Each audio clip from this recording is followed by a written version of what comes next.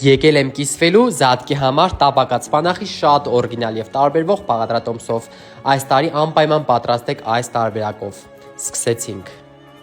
Կարակով տապակում ենք սպանախը, ընթացքում ոչ մի գրամ ջուր չենք ավելացնում։ Քանի որ տապակելիս արդեն իսկ դուրս կտա իր հեղուկը։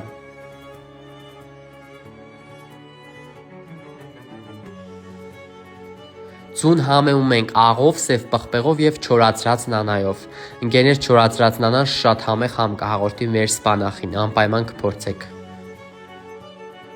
Սպանախը կտապակենք այնքան, մինչև ջրային զանգվածը հնարավորինս գոլորշանա, այնուհետև կավելացնենք ձուն եւ կխառնենք, մինչև ծվի եփվելը։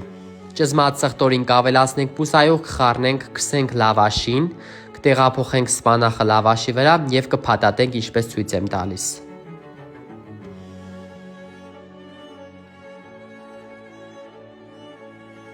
Տեղափոխում ենք թավայի վրա, վրան տեղնուց ենք քսում ավելի գեղեցիկ գույն հաղորդելու համար եւ շաղ ենք տալիս մի քիչ քունջուտ։ Տեղափոխում ենք ջեռոց 180-ից 200 աշճան տակ 8-ից 10 րոպե, մինչև գեղեցիկ ոսկե գույնելը։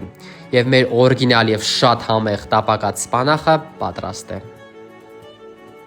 Պահպանեք բաղադրատոմսը եւ անպայման պատրաստեք։ Իսկ վերջում չմոռանաք լայքել եւ ուղարկել ձեր մտերիմներին։